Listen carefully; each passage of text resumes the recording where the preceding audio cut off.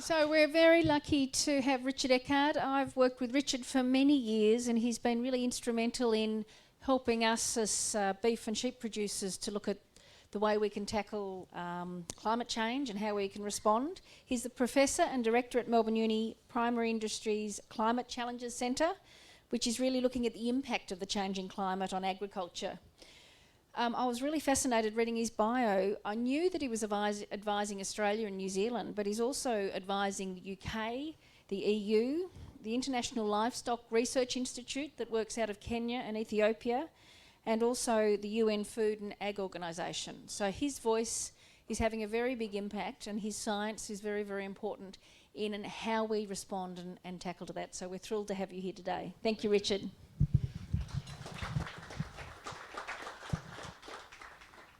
Thanks to the organisers and thank you everyone for coming along today. Especially thanks for Graham for setting the scene for us. And that 3 Ps framework that Graham put out, we've used it many times in the past to sort of get across the complexity of the message, and I'm really glad, Graham, you took on the first one, the first P, because that explaining climate science it's an extremely complex science. It's not simple, and unfortunately in the media we simplify it down to key messages, and it's really complicated. So well done, Graham, for taking that one on. In this talk, I'm taking on the second of the 2 Ps, so the policy implications and then the people implications, or the supply chain implications. So what I'll walk you through is just where's carbon neutral agriculture coming from? Who's asking? Where's the drive coming from? Is it coming from policy? Is it coming from the supply chain? And then drop into some of the options. So just so that you're aware, it's really difficult sometimes to sort of extract something down to 20 minutes when actually the base presentation I've got is 200 pages of PowerPoint. So just be thankful I'm not giving you the 200-page version, I'm giving you the rapid-fire version. But we have started a 1.5-day training course, and you'll be fascinated to know who's coming along on that. You know, the banks are the first ones to turn up on the training course.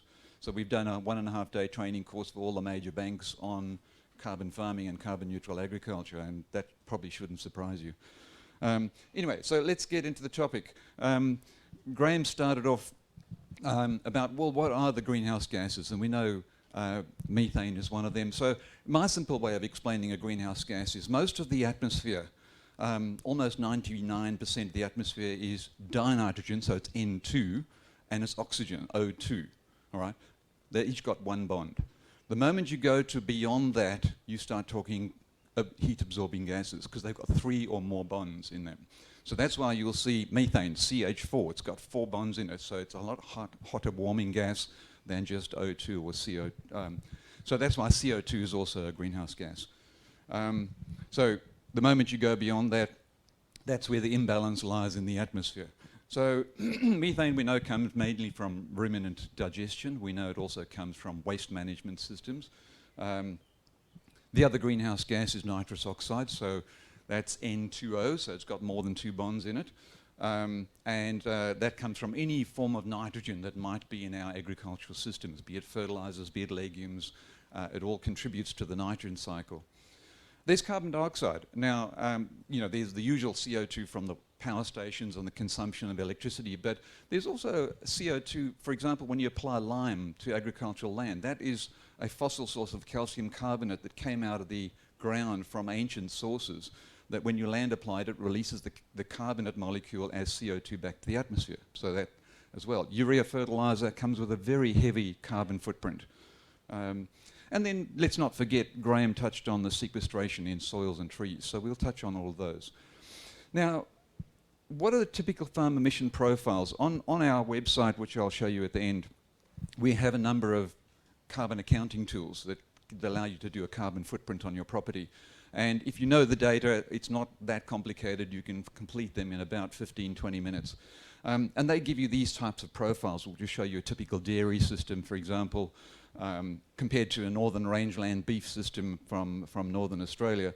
And the figures there in next to them, a dairy system may be somewhere between 8 and over 20 tons of emissions per ton of milk solids produced. So that's what we call emissions intensity. How efficient is it at converting energy into product? northern beef system about 14. Now, for those of you who heard about the vegetarian debate, well, here's where a lot of that comes from. You can see when I put up a grain system, a pulse crop system, the emissions are less than 1 tonne of emissions per tonne of grain produced. Now, there's different ways of cutting up that pie, and so if you look at it on an energy basis, then animal products look better. If you cut it on the basis of a complete nutrient food, then dairy looks better than just living on grain. And so there are other ways of putting other dividers into that calculation that don't look quite as bad as this for the livestock side. But having said that, let's move on to where the drives are coming from. So we know about the Paris Agreement, we know about the COP26 pact that has just come out of Dublin. The Paris Agreement was the first time that a target was set for a climate neutral world. Now note it didn't say carbon neutral, it said climate neutral in Paris. But most of the supply chain, most of the banks, most of the industries have assumed carbon neutral as a result. Now, that implies that all the long-lived gases have to get to net zero. In other words, the New Zealand policy, for example, is net zero by 2050, and that was what a lot of the Glasgow Agreement was on.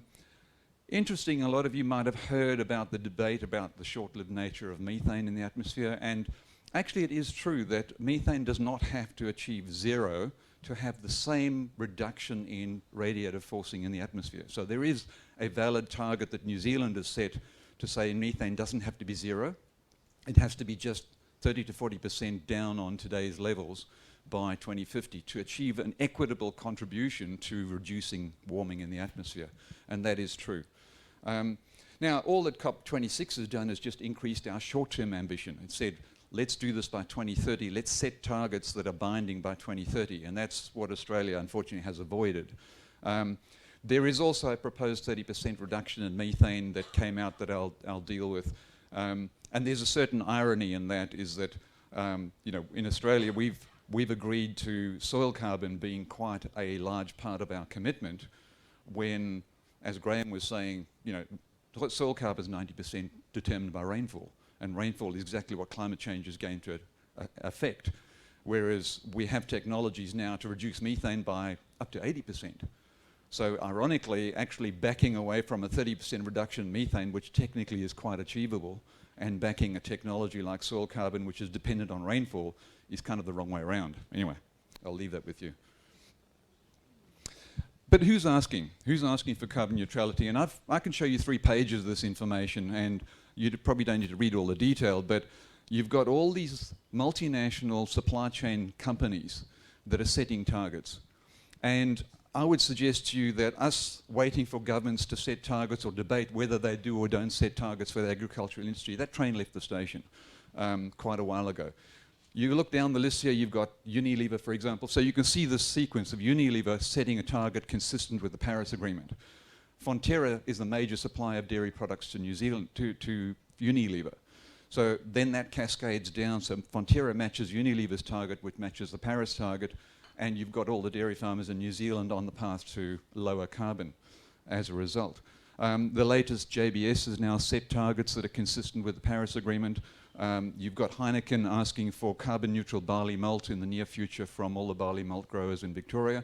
So that sparked a whole lot of activity in using our calculators for the barley malt growers, because most of them are mixed livestock systems as well. So it's not just about barley malt, it's about methane.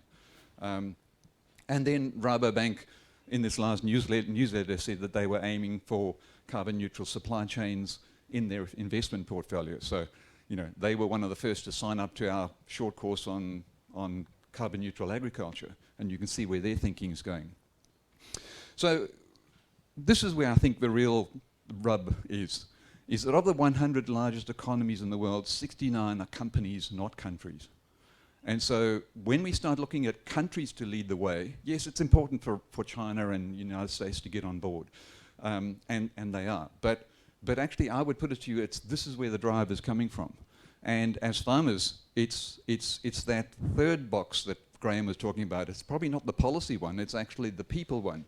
Why are these companies doing that? because they perceive where consumer preferences are going in the future, and they want to deliver to their shareholders who are concerned about consumer preferences. And so that's why they're setting these targets. So there's no price premium in this. This is just a future market access requirement. So I think government policy might be a lot less influential and is playing catch up, actually. A few other things, just some of the more sort of, why should we care? The FARA index, the Farm Animal Investment Risk and Return Index, was a report tabled to the London Stock Exchange to advise institutional investors on the risk of investing in livestock companies, publicly listed companies around the world. And it ranked all the publicly listed livestock companies in the world, and unfortunately you had one of our largest livestock companies come out on the right-hand side, AACo. Now, I've worked a lot with AACo, and within a week of this report coming out, they were on the phone, Special Operations Manager, how do we do a carbon audit, how do we actually change our whole profile? And they've done that, so to their credit. But it's this type of thing that's informing institutional investors that is setting us on the course of where investment will go in the future. Also, another interesting one, Danone spent $12.5 billion buying all the nut milks, all the silk brands of alternative milk. They see it as the fastest growing opportunity for them as a company. Now, Danone is one of the large dairy supply chain companies around the world. And their website, if you go and have a look, says we want to accelerate towards sustainable, profitable growth, healthier and more sustainable eating. A milk company saying they don't think their core product is sustainable, and therefore they're giving you a more sustainable alternative. I think it should send a signal to dairy that things have got to change. And then one that I found really interesting was Norco has partnered with CSRO in a new company called Eden Brew. And Eden Brew is making dairy milk with the same casein proteins as dairy milk, but from yeast fermentation. So it's genetically modified yeast. And Norco, which is probably, I think, our third largest dairy processor, has started this company called Eden Brew to produce milk from yeast. Now, you think of that through for the implications for the dairy industry, could be pretty big. And so I think we need to take cognizance of that. So what are we seeing happening? We've seen the red meat industry set their target for 2030, that Australian red meat can be carbon neutral. Very bold at the time. I probably wouldn't have recommended that because it's quite a stretch target, but there's been a lot of activity towards that. Why have they done that? Well, we've seen competitors around the world do the same thing. So the state of Mato Grosso do Sul in Brazil has its carbon neutral initiative. It includes the livestock sector. We've also seen the carbon neutral Brazilian beef brand released about 4 years ago now, sold very strongly into the European Union. Between you and me, it's not vaguely carbon neutral. Their accounting is quite flawed, but it doesn't get in the way of a good story. But I'll come to that later as to why it's important to have integrity in your accounting, because imagine when that story comes out in the EU markets that this is not carbon neutral, it's greenwashing. So we've got to avoid that. We've seen New Zealand set their climate change response bill, their carbon neutral bill, and that's net zero by 2050, including the livestock sector, including the agricultural sector. As I mentioned earlier, it does include a non-zero target for methane, and there's some good science behind that. California has set a bill for 40% less methane by 2040 over 1990 levels. So there's a whole lot of research going on in UC Davis at the moment on reducing methane on the seaweed products to see how the California, particularly because they've got very large confinement livestock operations, so big dairy, commercial feedlot dairies and beef feedlots in California. And then, as I mentioned earlier, out of the Glasgow Agreement, the COP26, we've seen this pledge, the Global Methane Pledge came out where 105 countries have pledged to reduce methane, particularly from the livestock sector, by 30% by 2030. Now, Australia didn't sign up to that, but actually I think they could have, because the potential is there now. So what are we seeing in terms of markets? I've just given you two sort of contrasting examples here. 3 livestock companies in Australia that are offering carbon neutral meat product, and To be fair, they haven't actually reduced emissions. What they've done is bought international offsets. So they're offsetting their emissions by buying fairly cheap international offsets. That's fine. I mean, if you can do that to start with, but ultimately you'll see we need action on farm. And then 3 wineries that you would probably all know about, carbon neutral. I would argue it's a lot easier for a winery to be carbon neutral than for a livestock operation. You know, the wineries are very efficient at nitrogen use. There's not a lot of emissions from a winery compared to, say, a livestock property, so a lot easier.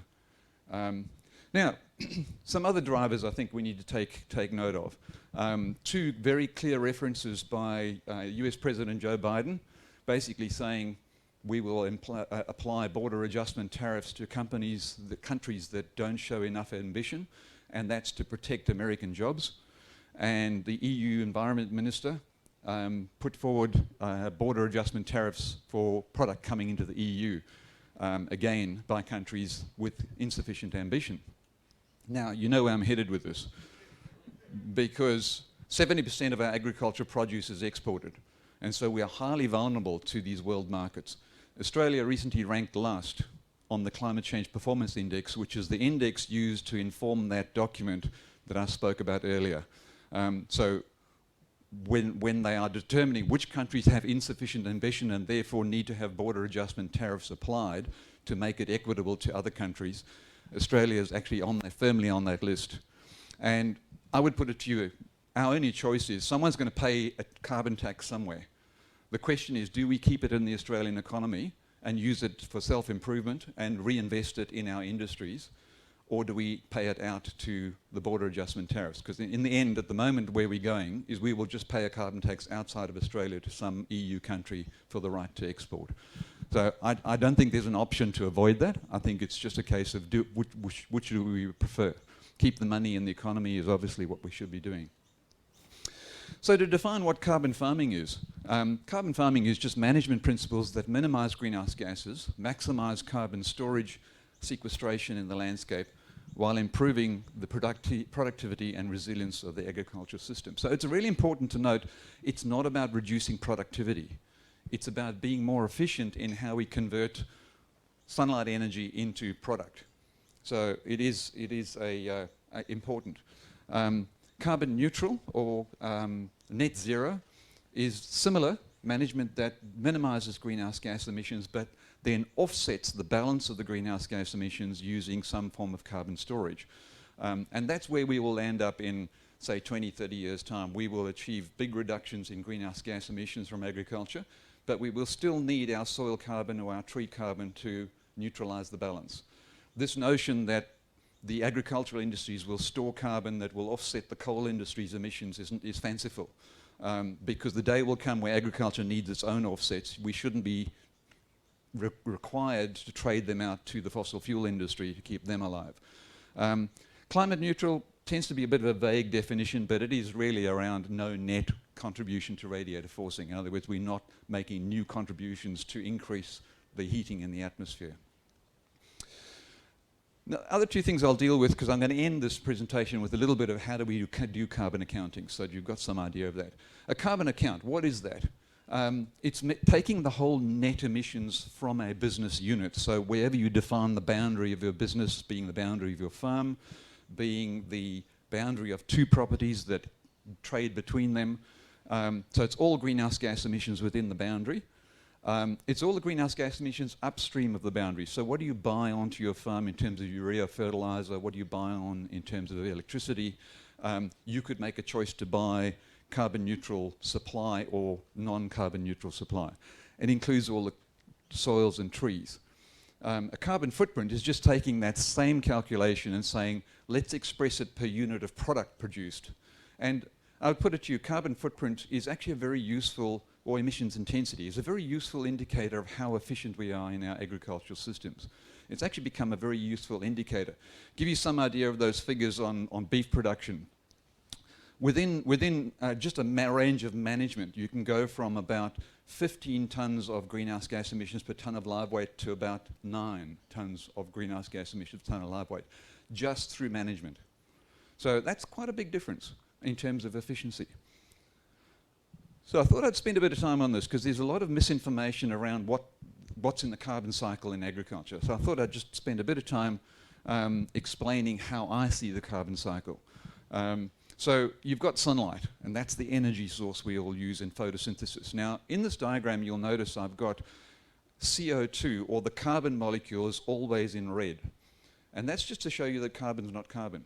So you've got CO2 in the atmosphere. Now, that's a gas, and it's a global warming gas. But once it goes through photosynthesis and is trapped into the plant, it's now carbohydrate, CHO. That's a sugar. It's not a gas. So carbon is not carbon. That's the key message. Yes, some of it goes back in respiration, but you have a plant sitting there and it's captured that CO2 into plant sugars because of the energy in the sun. We put an animal on, and there's two lines on this diagram. There's a, oh, it doesn't work on there. There's a lower line, this line over here. And to be fair, the majority of what happens in an animal's stomach is just it belches out CO2 and it goes back to the atmosphere from where it came. Now, if it didn't produce methane, that would be a completely neutral cycle. It would capture CO2 out of the atmosphere into the plant, the animal would eat it, it would belch it back out, and it would go back to the atmosphere completely neutral.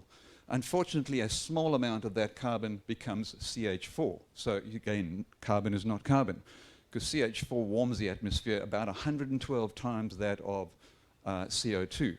So what we want to do in carbon farming is minimize that red box. So what can we do about that? Then there's fecal carbon that comes out the back of the animal. There's litter. The plant drops litter on the soil surface. That's the form of carbon. You get roots forming soil organic carbon. And that can be either in the form of actual roots dying back into the soil, or it can be in terms of plant sugars that come out of it as exudates out of the root. Generally, the plant sugars, they feed fungi in the soil. So the fungi are not creating new carbon. They're just using plant sugars out of the roots of the plant to grow, but they do lay down carbon in the soil. And then you've got different forms of carbon that form in the soil. You've got particulate organic carbon, which is your bigger fractions of carbon. That's the carbon that hangs around for days through to weeks, and it turns over very rapidly. Now, for productive agriculture, what you want is you want most of your soil carbon to sit in that fast turnover pool. That's the pool that turns over fairly rapidly, and you want it all sitting in that pool. If you want confidence in trading that carbon, you want it to sit in a very slow turnover pool, and a pool that's going to take hundreds of years. And I think this is often not reconciled in some people's thinking about trading and making money out of soil carbon. For highly productive agriculture, you want it all sitting in that fast turnover pool. You want a large amount of particulate carbon, because what happens is the microbes, that's what they do. They spend their time working on that pool of carbon, turning it over, chewing it up, spitting it out as CO2 back to the atmosphere, which again completes the neutral cycle. But in doing so, they release large amounts of nitrogen out of that soil organic matter back to the atmosphere, so back to the plant system. So in a very productive pasture around here, you might get 200 kilograms of nitrogen per hectare per year out of those microbes turning over that soil organic matter and releasing it back to plant growth. So you want higher soil organic matter as a result. So what is carbon farming? Well, it is basically maximizing the amount of carbon dioxide out of the atmosphere that goes into meat, wool, milk, grain, crops, and sending that off to the supply chain. Now, that's not a store of carbon, because you and I eat that product, and within 12 months it's back as CO2 in the atmosphere. So it's not a store of carbon. So when you're thinking of carbon farming, we're thinking, where does carbon stop in that cycle for decadal time steps? That's what counts in terms of the carbon balance. Where it stops is in trees. So if you plant a tree, yes, it's got carbon. If you can get more in the soil, it'll stop there for decadal time steps. That's carbon out of the atmosphere for that period of time. Or if it goes into methane, it'll hang around for at least 15 years in the atmosphere, warming the atmosphere at 112 times that of CO2. So carbon farming is really maximizing the product, storing whatever doesn't go out in product in the soil or in trees, and reducing the amount of methane produced. I'll skip this for now, Jenny, because I think I'm running out of time here. But I'll just go on to, there's a lot that I probably put too much in here, but Rowan's going to deal with some of that. I thought I'd finish with on-farm accounting. So we've talked about how to do a carbon account. And first of all, it mustn't be inconsistent with the Australian official account. So it has to align with the methodology used by the National Carbon Farming National Greenhouse Gas Inventory. It includes all the sources and all the fluxes. It must then be not in the silos they've got in, because they've got all energy in one column and all transport in another column. We've got to actually put it into a farm boundary. So we've got to put it in what we call a climate active or a national carbon offset definition. And it's calculated on an annual basis. But it includes what we call Scope 1, Scope 2, Scope 3. Scope 1 is all the direct emissions, so that's methane, nitrous oxide directly from your farm. Scope 2 is electricity emissions because you chose to buy electricity out of the grid and you could have put on solar panels. So that's included, but it's not an emission from your farm. It's an emission off your farm, but it's because you consumed it. And then Scope 3 is what did you buy onto the farm that you could have made different buying purchases. You could have bought urea fertilizer, but you could have bought a more benign source of nitrogen, for example. And so that gets counted as well. Now, not to overwhelm you, but there are plenty of carbon tools out there. This is just a listing of some of those that are available. I'm biased because we host these ones over here, the Greenhouse Accounting Framework tools. They're on our website. They are just simple spreadsheets where you can go and look at how all the calculations work. They're not a black box and fairly transparent. You've got to be careful because a lot of people are promoting tools like Cool Farm Tool. Cool Farm Tool uses a European methodology, so it won't give you the same answers as the Australian methodology. So you've got to choose a tool that is current with the Australian methodology and is consistent with the National Greenhouse Gas Inventory. But also, I don't like black boxes. So if you want to know why the calculation's giving you the result it is, our Excel spreadsheets are fairly simple and transparent to do that. And we've been hosting them for about 18 years now. So back when no one thought it was a problem, we were already doing this. So just be aware of that. So carbon account, this is what our tool will look like. When you fill it out, we've got tools for greenhouse accounting from sheep and beef and feedlots and cropping and sugar and cotton and dairy. And we're about to do pigs and poultry now as well. And that's generally what it'll give you is just a summary of the greenhouse gas emissions, where they're coming from, and then you can start thinking about, well, what can I do about that? If you want to go more complicated than that, and you want to know what the soil carbon is doing or the tree carbon is doing, there's probably two ways to do that. One is direct measurement. There are lots of consultants out there that'll do a direct measurement of the trees or the soils, or you can use cut-down versions of the federal government's official model, which does your soil carbon and tree carbon.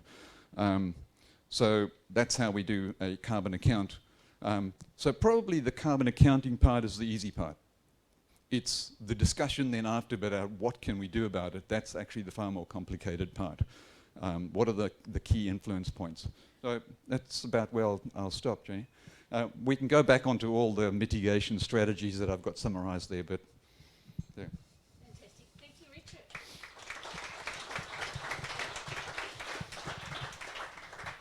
Fascinating to see what's happening globally and how it all fits together, and wonderful to get it explained so well. Thank you, Richard. Amanda's got a question. Thanks, Richard. That was fabulous. I'm just wondering, when you say you can't count carbon capture in your cow, what about the leather and the fibre products, and the vast majority of the cow's mass is actually returned to blood and bone into fertiliser. The meat is only actually a small proportion. I would have argued that quite a bit of the cow is a carbon sink.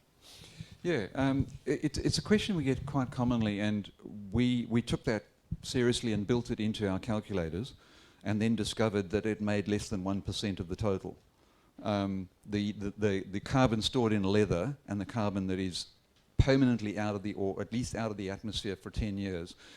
So then we went to wool, and we said, well, how often do you burn your jumper? And we tracked the life cycle of wool through Bernese a couple of times, and then off to India and getting restitched and sent back to us.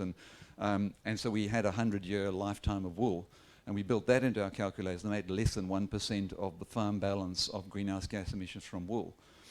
The one we've come up with is probably the most substantial is bagasse from sugarcane, because they're now starting to put it into pressboard. Melamine is now using bagasse, and that can be quite substantial, because sugarcane can give you 180 tons of organic material per hectare, and so there's a fair bit of bagasse. We've also built it into our cotton calculator, but again it made less than 1% of the picture. Well, the fertilizer from the blood and bone, the only way you could, that's not a store of carbon. That if you showed that you displaced urea fertilizer as a result of using blood and bone, then you can count the reduction in urea fertilizer, but there's no carbon storage in the fertilizer. It's just, could be just considered to displace another less clean source of nitrogen. We also had a question online. Is there a calculator for the wine industry, viticulture? Yeah, on our PIC website, it's picc.org.au under the /tools menu. It's got a link to the Australian Wine Research Institute that has a wine carbon calculator. That calculator is slightly different in that because wine really doesn't have a problem in the field, there's not a lot of emissions to talk about in the field. They've really focused on the processing side. So different to our calculators, because wine tends to be a bit more of an integrated industry on the property, they've done a whole of property audit. So they've got the energy required in manufacture and storage and cleaning bottles and recycling bottles. It's all in their calculator. Richard, thanks for a great presentation. I was thrilled to hear you say don't sell your carbon credits because you'll need them for your own product, because that's the view I hold, and I feel that there's sharks out there everywhere trying to profit from what we're doing. So on our dairy farm, we've made practice change over the last 12 months from, I'll confess, to something like 1,000 kilos a hectare of urea to none, and multi-species, and what we hope is a much better carbon footprint. I keep asking the question about a baseline, because all the incentives, all the credits seem to be based on a reduction from what you were doing, and my worry is we'll have to go back to our 1,000 kilos of urea just so we can claim a credit in the following year from decreasing it. So what's your advice to someone who wants to make change now as to what action should we take to document a baseline, or don't we need to? Yeah, look, it's a very good and pertinent question, and it really depends what the purpose is. Because when you came out of the Kyoto Protocol, there were all these 1995 dates and things like that, and the Paris had the 2000 dates. There isn't a strict set of rules on dates and carbon neutrality. So if you want to engage in the Emissions Reduction Fund, you have to follow their protocols pretty tightly, and you wouldn't be able to claim much in soil carbon, for example. You'd be able to claim a fair bit under the reduction in urea, but nothing in soil carbon, because you can only start from today. You can't go in history.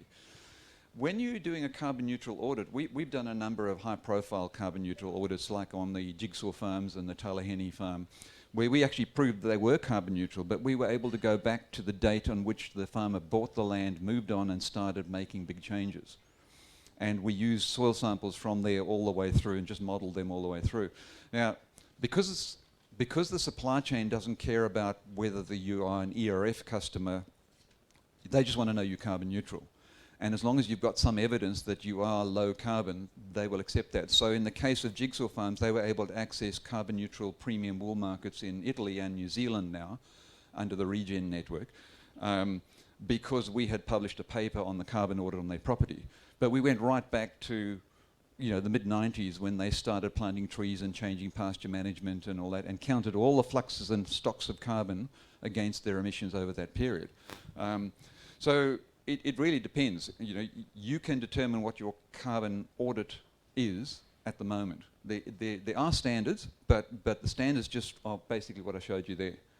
So in your case, if you've got any soil samples or any evidence of what your carbon balance was, or you've got, say, soil samples from 20 years ago, and you've got your farm management practices, you can put that through the calculators. You can actually run that forward and say, this is why I have the stock, or this is what I've changed in carbon.